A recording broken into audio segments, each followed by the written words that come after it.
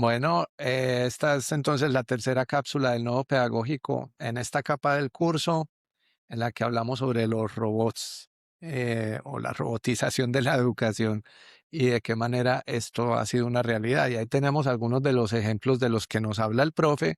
Pueden volver sobre el video cuando hagan la lectura o tenerla consigo mientras van transitando por ella, para que vean cómo se ven estos muñecos de los que el profe nos habla, Paula. Por ejemplo, con Saya hay una Da mucho miedo. y es que No, además que como los niños dice salieron corriendo, ¿no? curiosa, Ah, o sea, no genera pues como una sensación afable, además estamos hablando de niños y de niñas, sino que genera un poquito más de rechazo que otra cosa. Aquí no, el asunto además es lo que mismo que Caspar, míralo. sí, y pues digamos que en Saya las iteraciones de ese modelo permitían tener una serie como de dispositivos en la parte, pues como en sus ojos y demás, que lo que hacían era como operar como si fuese un ice tracker.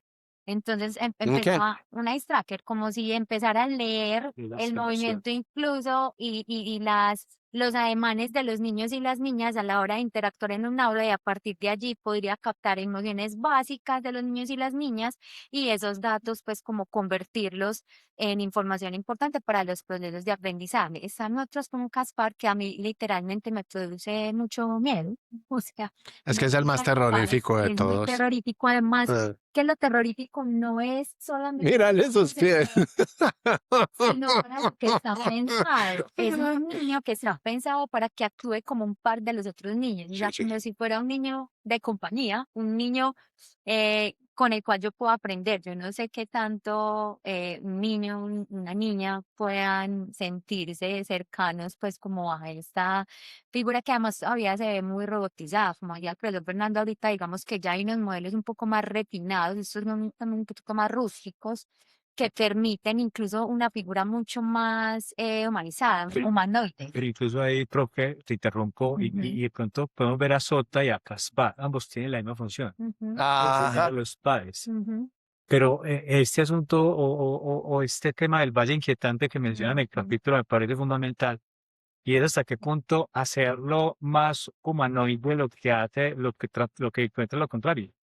Cierto, es que efectivamente hay un rechazo o hay un irrespeto, como pasa en algunos de los trabajos que tenemos, y de pronto si sigue manteniendo esa forma un poquito medio juguete, medio robot, como lo tenemos, digamos nosotros, en nuestro modelo mental, hace que probablemente la interacción sea un poquito mejor. Entonces, claro, cuando tratamos de, como en el caso de Saya, en el caso de Caspar, tratar de aproximar a un humano, yo siento que se verá es lo contrario, ¿cierto?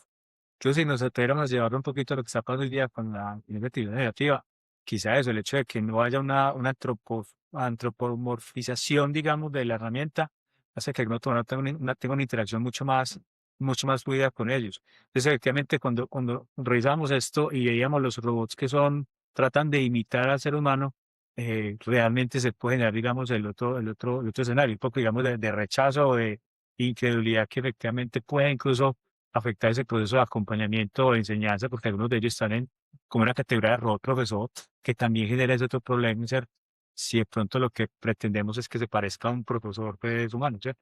Incluso también es un temor que en las investigaciones de Sofía Serhult se hace muy evidente y es qué va a pasar en un futuro cuando, en caso de que estas tecnologías se masifiquen, porque como lo dice Selwyn, estamos todavía entrando en el campo de los robots físicos para el aula, pero si los niños y las niñas empezarían o no a tener, digamos que unas acciones muy robotizadas, emulando precisamente eso que están viendo y percibiendo de esos robots que están presentes. Ahí hay algo muy importante que observar a propósito de lo que dices, y es que la reflexión sobre la incorporación de la tecnología en educación debe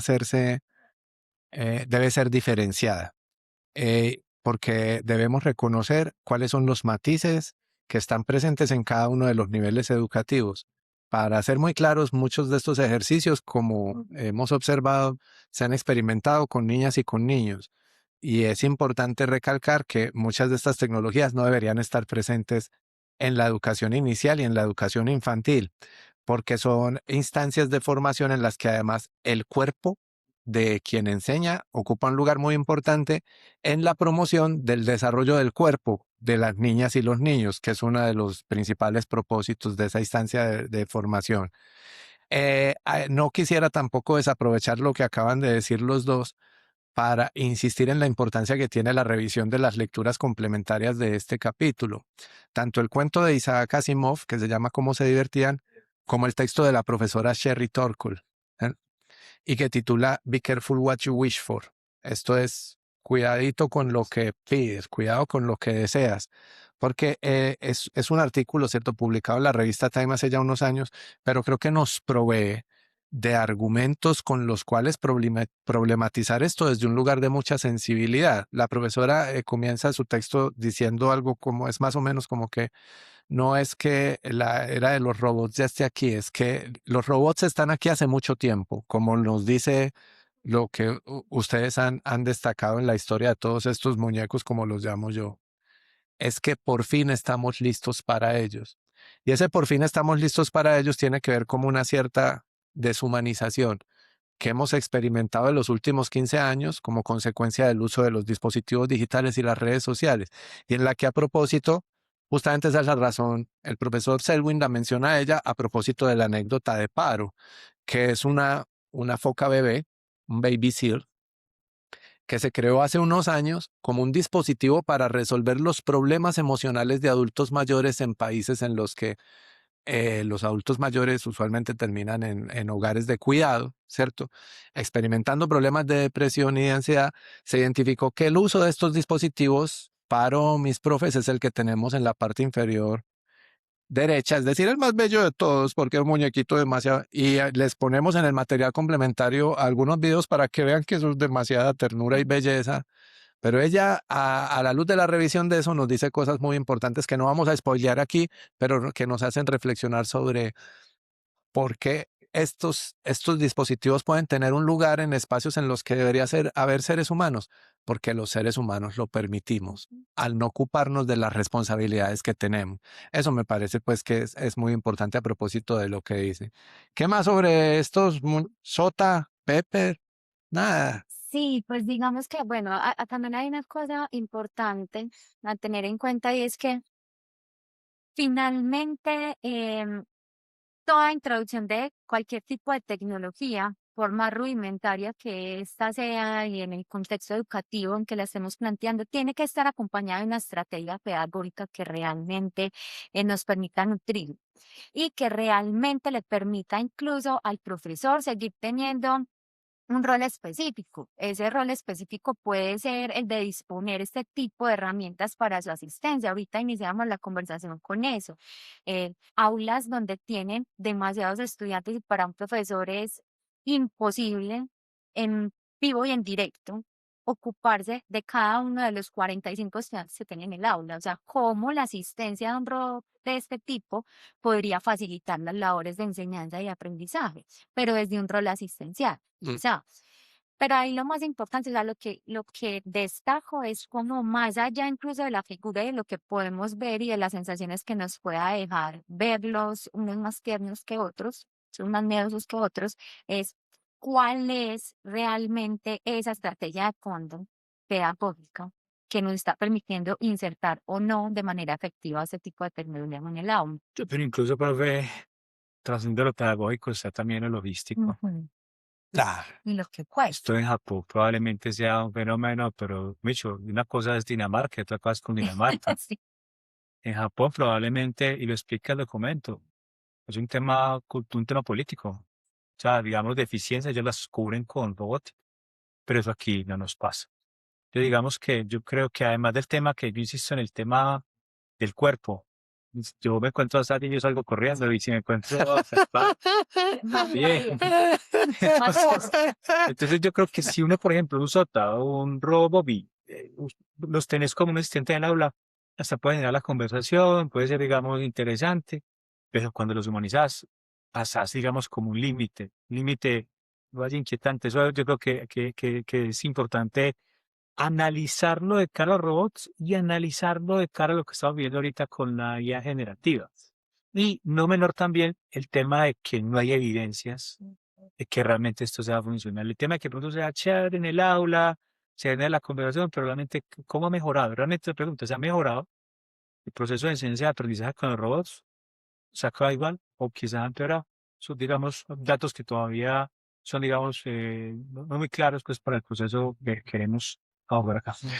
Yo creo que lo que acaba de decir el profe Alejo es perfecto para cerrar el nodo pedagógico en esta capa e invitarles a que nos vean en la conversación que vamos a tener sobre estos mismos asuntos en la capa 3, en la que hablaremos sobre el siguiente capítulo del libro y que se llama Tutores Pedagógicos y asistentes y agentes pedagógicos, porque esa es la razón, lo que el profe acaba de decirnos es la razón por la que leemos esto en este curso, porque si bien hasta hace unos años todo esto era ciencia ficción, porque en nuestros contextos no podían estar presentes máquinas como las que se nos presentan en el capítulo, la inteligencia artificial, no. El hecho de que podamos utilizar inteligencia artificial desde que se hicieran públicos los modelos extensos del lenguaje ha hecho que podamos tener no robots físicos, pero sí robots líquidos en software y que con los que estamos haciendo cosas como las que el profe mencionaba, es decir, hemos incurrido en formas de humanización que se están convirtiendo cada vez más en un asunto problemático en los procesos formativos. La pregunta va a seguir siendo la misma. ¿Por qué? Porque probablemente ya estamos listos para eso, como nos dice la profe Sherry Túrcula. Así que dos invitaciones. La primera, pues a que elijan, además del texto de Selwyn, alguno de los textos complementarios, el de Melanie Mitchell, en el que estaremos hablando con el profe Joyner sobre él, o el de Kate Crawford. En los materiales complementarios, fundamental leer el texto, el artículo de Sherry Turkle, para que en la siguiente capa empecemos con él. Listo. Nos vemos entonces en ella. Muchas gracias, mis profes. Despídanse, pero hagan al menos hacia la camarita, pero nada, hasta. Eh, eh, eh.